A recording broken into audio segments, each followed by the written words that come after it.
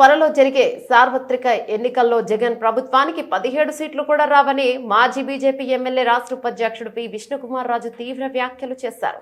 శుక్రవారం విశాఖలో జరిగిన ఆయన మీడియా సమావేశంతో మాట్లాడుతూ 5 ఏళ్ల కాలంలో సీఎం జగన్ చేసిన అభివృద్ధి ఏం లేదని, ఈ సమయంలో ఆయనకు ఏం చూసి ఓట్లు వేయాలని ప్రభుత్వ పనితీరును నిలదీశారు.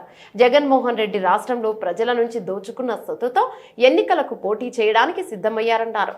రాష్ట్రంలో పనికిమాలిన చీఫ్ లిక్కర్ను తీసివేసి నాణ్యమైన లిక్కర్ను ప్రజలకు అందిస్తామన్నారు. అలాగే ఏపీలో దొంగ ఓట్లపై కేంద్ర ఎన్నికల కమిషన్ కు వినతి పత్రాన్ని సమర్పించామన్నారు.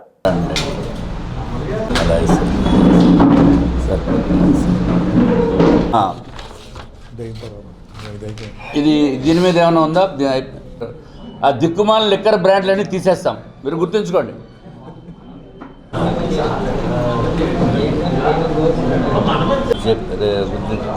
చేసినట్టుంటుంది, అది మాట్లాడండి.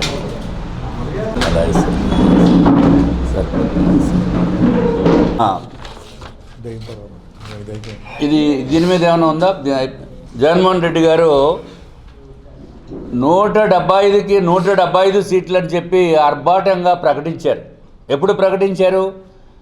ఆయన ఏమనుకున్నారంటే తిరుపతిలో దొంగ ఓట్లు ఏ విధంగా ఒకళ్ళ పేరున ఉన్న ఎపిక్ కార్డు, ఐడెంటిటీ కార్డుని, కార్డులో ఉన్న ఫోటోని వేరే వాళ్ళతోటి మార్చేసి వాళ్ళని పంపించి ఓట్లు వేసే పద్ధతి జగన్మోహన్ రెడ్డి గారు ఎప్పుడైతే మొదలుపెట్టారో తిరుపతి బై ఎలక్షన్స్ నుంచి, అప్పటి నుంచి మేము కంప్లైంట్ చేసినా పట్టించుకునే నాదుడే లేడప్పుడు. భారతీయ జనతా పార్టీ కంప్లైంట్ చేసింది, అట్లాగే తెలుగుదేశం పార్టీ వాళ్ళు కూడా కంప్లైంట్ చేశారు. అయినా అప్పుడు కలెక్టర్ గారు పట్టించుకోలేదు. ఎన్నికల కమిషన్కి అక్కడ ఈఆర్ఓ గారికి చెప్పడం జరిగింది, ఎవరో పట్టించుకోలేదు. కానీ ఫైనల్గా మొన్న మేము 14వ తారీఖు డిసెంబర్ నాడు కేంద్ర ఎన్నికల కమిషనర్ గారిని, అట్లాగే మా బృందం, భారతీయ జనతా పార్టీ బృందం వెళ్ళి కలవటం జరిగింది. దాంట్లో నేను కూడా ఉన్నాను. అక్కడ వాళ్ళకి ఇచ్చింది ఏంటంటే కంప్లీట్గా 30,000 ఫోటోగ్రాఫులతో సహా ఎవడెవడి ఫోటో, ఎవరెవరు ఓటరు, ఎవరి పేరుని మారింది, అవన్నీ కూడా హార్డ్ డిస్క్ కాపీలు అన్నీ కూడా కేంద్ర ఎన్నికల కమిషన్కి సమర్పించడం జరిగింది. అట్లాగే నార్త్ నియోజకవర్గంలో సుమారు 40,000 ఓట్లు, మనుషులు లేరు కానీ ఓట్లు ఉన్నాయి అని చెప్పి నేను కూడా ఒక సెపరేట్గా ఇవ్వటం జరిగింది. దానిపైన ఎన్నికల కమిషన్ తప్పనిసరిగా చర్యలు తీసుకుంటామని చెప్పారు.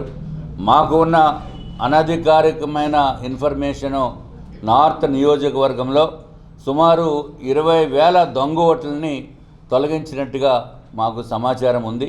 మిగిలినవి కూడా వెరిఫికేషన్లో ఉన్నాయని చెప్తున్నారు. ఇప్పుడు జగన్మోహన్ రెడ్డి గారికి దొంగ ఓట్లు వేసి గెలిచే పరిస్థితి ఉండదు.